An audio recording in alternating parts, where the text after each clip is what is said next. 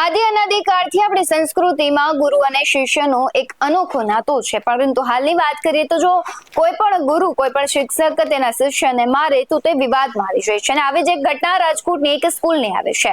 નમસ્કાર, આપની સાથે હું ભગવતી વિશાવડિયા। આજે જે વાત કરવી છે રાજકોટની એક એવી સ્કૂલની, સરકારી સ્કૂલના પ્રાંગણમાં જે આંગણવાડી આવેલી હતી, ત્યાં ભણતા વિદ્યાર્થીને સ્કૂલના શિક્ષક દ્વારા મારવામાં આવ્યાની ફરિયાદ નોંધાઈ છે। માત્ર ફૂલ તોડવાની લઈને ઘટના હતી। એ સરકારી સ્કૂલના જ આચાર્ય દ્વારા તે વિદ્યાર્થીને માર્યા હોવાની ફરિયાદ કરાઈ છે। તાવા વિજેતા વાલી દ્વારા સ્કૂલમાં ફરિયાદ કરવામાં આવી અને સરકારી સ્કૂલના પ્રિન્સિપાલ દાદાગીરી કરતા હોવાના પણ તેમણે આક્ષેપો કર્યા છે।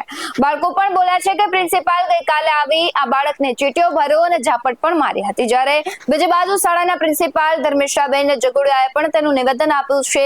પ્રિન્સિપાલ તેના ઉપર કરવામાં આવેલા આક્ષેપોને ખોટા ગણાવી રહ્યા છે। જોવાનું એ રહ્યું કે બાળકો બોલે છે સાચું છે કે પ્રિન્સિપાલ, ત્યારે જિલ્લા શિક્ષણ અધિકારી તપાસ કરી રહ્યા છે। સત્ય બહાર આવવાની અપેક્ષા છે। ત્યારે આપણે સંવાદદાતા એ શાળાએ જઈને જે વાતાવરણ હતું ત્યાં જાણ્યું કે શું છે સમગ્ર ઘટના, તો સૌથી પહેલા તે સાંભળીએ કે શું કહી રહ્યા છે તે।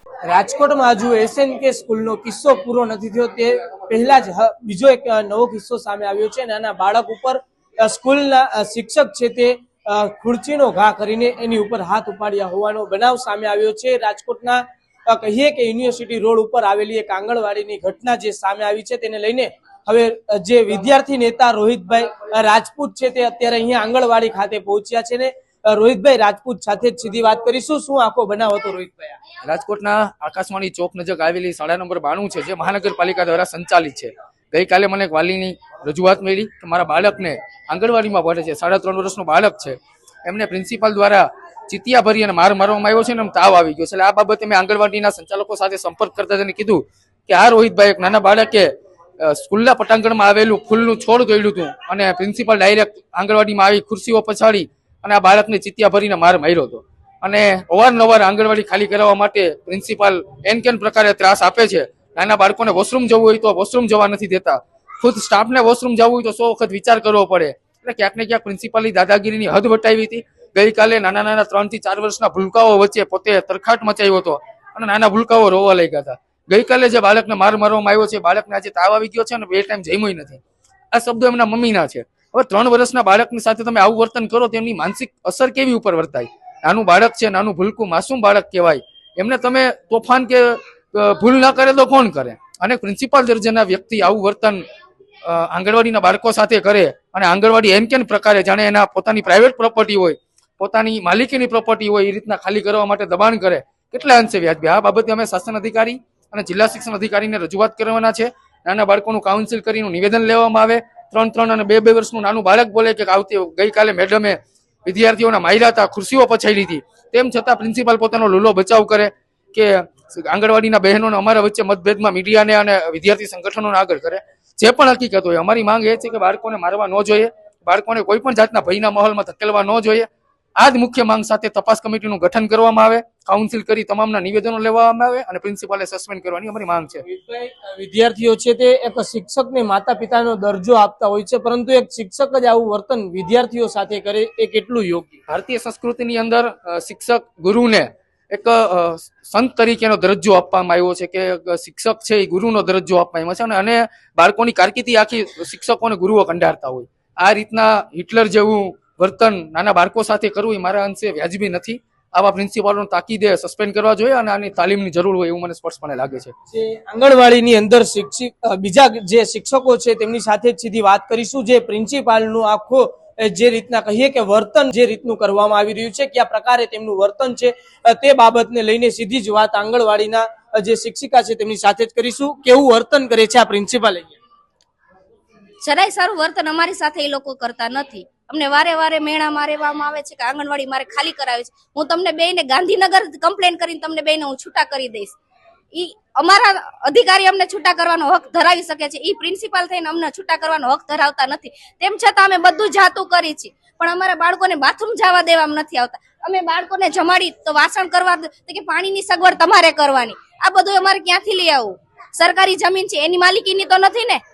મેં એક વાત કીધું, આ સરકારી જમીન છે, જેમ તમે સરકારના છો એમ અમે સરકારના જ કર્મચારી છે, કે આ પ્રોપર્ટી તો મારી એકલી પોતાની છે, કે તમારી આમાં છે જ નહીં કે છે। પ્રિન્સિપલ આવું વર્તન શા કારણે કરી રહ્યા છે? કોઈ કારણ છે એનું કે આવું વર્તન કરે છે? એને આંગણવાડીના રૂમ ખાલી કરાવવા છે. અને આ 2 ક્લાસ છે આંગણવાડીને 2012 માં આંગણવાડીને 2 આંગણવાડીના રૂમ અમને સોંપાયેલા છે. એક આંગણવાડીનો ક્લાસ તો હજી કોઈ હાજર નથી થયો. અને આ આંગણવાડીમાં અમે બેસી છીએ. અમને સરકાર દ્વારા અમને લેખિતમાં સોંપેલા આપેલ છે. જે રીતના કહીએ કે કોઈ મોટું વ્યક્તિ હોય એ તો જૂઠું બોલી શકે, પરંતુ જે અહીંયાના બાળકો છે તેમની સાથે જ સીધી વાત કરીશું.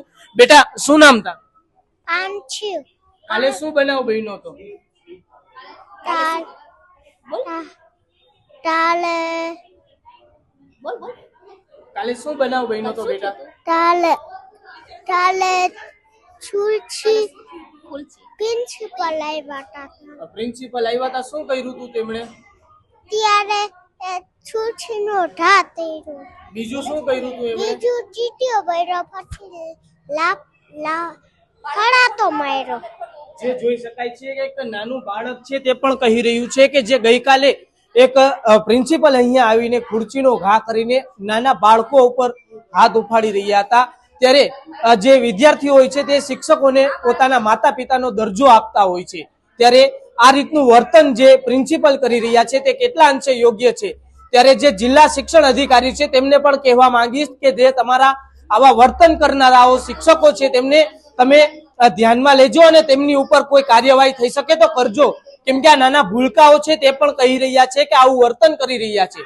જો કોઈ મોટું વ્યક્તિ હોય તે જૂઠું બોલી શકે, પરંતુ નાના જે બાળકો હોય છે તે કોઈ જૂઠું ન બોલે, તેને કોઈ ગમે એટલું સમજાવે પણ તેને જે બોલવું છે તે જ બોલવાનું છે. નાના બાળકો કહી રહ્યા છે કે પ્રિન્સિપલ આવીને ખુરશીનો ઘા કરે છે, ચીટિયા ભરે છે, ઝાપટ મારે છે, નાના બાળકો કહી રહ્યા છે. ત્યારે જે આવું વર્તન જેના દ્વારા કરવામાં આવ્યું છે તેના ઉપર કડક કાર્યવાહી થવી જોઈએ, કેમ કે જે આ ભારતનું ભવિષ્ય કહી શકાય એવા નાના ભૂલકા ઉપર આ રીતનું વર્તન છે તે કોઈ પણ અંશે સાકી ન લેવાય. કેમેરા પર્સન મિત ભાયણી સાથે Sahil Chappa, BS9 TV news, Rajkot. આંગણવાડીના બનાવને લઈને જે પ્રિન્સિપલ ઉપર આક્ષેપો થઈ રહ્યા છે તેમની સાથે જ સીધી વાત કરીશું. જે તમારી ઉપર આક્ષેપ થઈ રહ્યા છે કે તમે એક નાના બાળક ઉપર હાથ ઉપાડ્યો છે, શું છે આપ્યું? બનાવમાં એવું બન્યું કાલે કે અમારે અહીંયા છે ને ટોયલેટ બાથરૂમ કોમન છે બાળકોના. 300 બાળકો અહીંયા સંસ્થામાં ભણી રહ્યા છે. 40 બાળકો છે એ 3 થી 5 વર્ષના છે અને 5 થી 14 વર્ષના 250 બાળકો છે. એટલે કોમન સંડાસ બાથરૂમમાં છે ને એવી અમારે અહીંયા નિયમ છે કે 10-10 બાળકોને જવા દેવાને, એક ટીચરે સાથે રહેવું, કારણ કે દીકરા દીકરીઓની સંસ્થા છે અને રોડ ઉપરની સ્કૂલ છે. આજુબાજુમાંથી ને કોઈ જતું હોય ને તો અમને ખ્યાલ ન હોય ઓફિસમાં. એટલે આ નિયમ છે એ આંગણવાડી કેન્દ્રના બહેનોને ફોલો કરવો પડે. એટલે કાલે મેં જોયું કે ડિસિપ્લિનમાં નહોતા જતા બાળકો અને બેન એક જ હાજર હતા. 2 માંથી એક જ બેન હાજર હોય છે. 2 બહેનોને હાજર રહેવાનું. એક બેન છે એ એના મેઇન છે સંચાલિકા અને એક બેન છે એ તેડાગર છે કે જે બાળકોને લઈ આવે, મૂકી આવે, બાથરૂમ લઈ જાય, જમાડે, હાથ પગ ધોવડાવે, આવું બધું કામ એ બેનને કરવાનું હોય છે. પણ તેડાગર ઉપર જ હોય છે. મેઇન જે બેન છે એ હોતા નથી હાજર. કાલે પણ એવું જ બન્યું. એટલે હું અહીંયા સીસીટીવી મૂકેલા છે. આંગણવાડી કેન્દ્રમાં પણ સીસીટીવી કેમેરા એટલે જ મૂકેલા છે કે ત્યાં વાલી બેસે નહીં. વાલીમાં જે લેડીઝ આવતી હોય ને બધા 11 વાગ્યાના આવીને બેસી જાય, 12:30 સુધી બેઠા જ હોય. એટલે આ પેલા પણ સૂચના આપેલી છે કે વાલીને અંદર બેસવા દેવા નહીં. બાળકો પ્રાઇવેટ સ્કૂલમાં LKG HKG ભણે ને તો પહેલા ધોરણનો ઓલમોસ્ટ કોર્સ પૂરો કરી નીકળે. અહીંયા 2 વર્ષ સુધી આંગણવાડી કેન્દ્રમાં બાળકો આવે ને તો એને 1 થી 50 પણ આવડતા હોતા નથી. એટલે મારી સ્પષ્ટ સૂચના હતી આંગણવાડી કેન્દ્રને કે આવી રીતે તમે એજ્યુકેશન આપવા આ કરો. એ ફોલો કરતા નહોતા. એમાં ડિસિપ્લિનની બહાર એ લોકો આમાં જાય છે. ટોયલેટ બાથરૂમમાં ભેગા મોકલી દે દીકરા દીકરીઓને. દીકરા દીકરીઓ એકલા જતા હોય તો પડે આખડે. એટલે ઇસ્યુ છે એ બહેનો સાથે છે. બાળકોનું નામ ચડાવીને ખોટી રીતે મારી મચડી નાખો.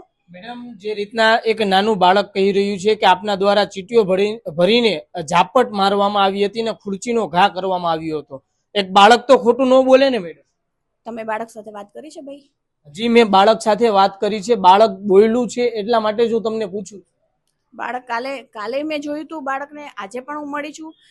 બાળક સાથે એવી કોઈ વાત જ નથી થઈ. બાળકને ખીજવામાં આવ્યું હતું કે એકલા બહાર નથી જવાનું. આ નિયમ છે. કારણ જે બાળક બોલી રહ્યો છે તે ખોટું બોલી રહ્યો છે, આપનું કેવું એવું છે? તમે જે વાત કરો છો ને એવું બાળક નથી બોલતું. બાળકને મોટા બેનથી બેઠી તો આંગણવાડી કેન્દ્રના બધા જ બાળકો બાળક જે રીતના કહી રહ્યો છું કે બાળકે જે રીતના મારી સાથે વાત કરી, બાળકે એમાં જણાવ્યું કે પ્રિન્સિપલ મેડમ આવ્યા, ખુરચીનો ઘા કર્યો, ઘા કરીને તેમણે ચીટીઓ ભર્યો અને થપ્પડ મારી. આ બાળક કહી રહ્યું છે, હું નથી કહેતો, પણ બાળક કહી રહ્યું છે. હું બાળકને પાછી મળીને તમારી સાથે રૂબરૂમાં જ વાત કરીશ. ખરેખર ખુરશીનો ઘા કર્યો, થપ્પડ મારી, આ એકદમ વધારીને વાત કરવામાં આવી છે. શિક્ષક બેનને જ હું જઈને બોલી હતી કે બેન આવી રીતે એક સાથે બધા બાળકો ના જવા દો, કોઈ બાળક પડશે આખડશે, પગથિયા છે, આ જ વાત છે. અને આને મારી મચડીને મોટી કરેલી છે અને બાળકના વાલીને છે ને આ લોકોએ હાથા તરીકે ઉપયોગ કરેલો છે.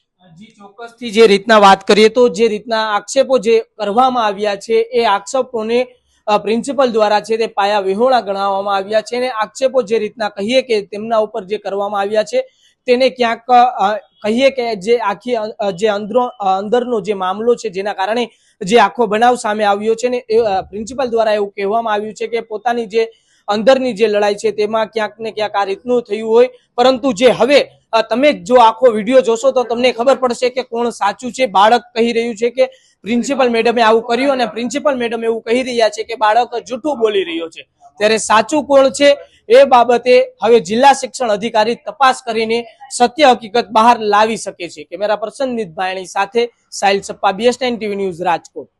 આરોગ્ય વિભાગ બાદ શિક્ષણ વિભાગ છે તે ડગલે ને પગલે વિવાદોમાં આવ્યું છે, પરંતુ એક વસ્તુ એ છે કે જો બાળકની ભૂલ છે તો તમને સમજાવવામાં આવે, તેની પર આવી ગેરવૃત્તિ અને આવું જે વર્તન છે કરવામાં આવી રહ્યું છે ત્યારે અનેક સવાલો ઉભા થાય છે. ત્યારે હવે જોવું રહ્યું કે જિલ્લા શિક્ષણ અધિકારીની તપાસમાં શું બહાર આવે છે. આવા જ વધુ અહેવાલો સાથે ફરી મળતા રહીશું. તમે અમારી YouTube ચેનલને સબસ્ક્રાઇબ કરવાનું, અમને Facebook અને Instagram પર ફોલો કરવાનું ભૂલશો નહીં. બાકી અવનવી અપડેટ્સ મેળવવા માટે જોતા રહો BS9 TV ન્યૂઝ. નમસ્કાર.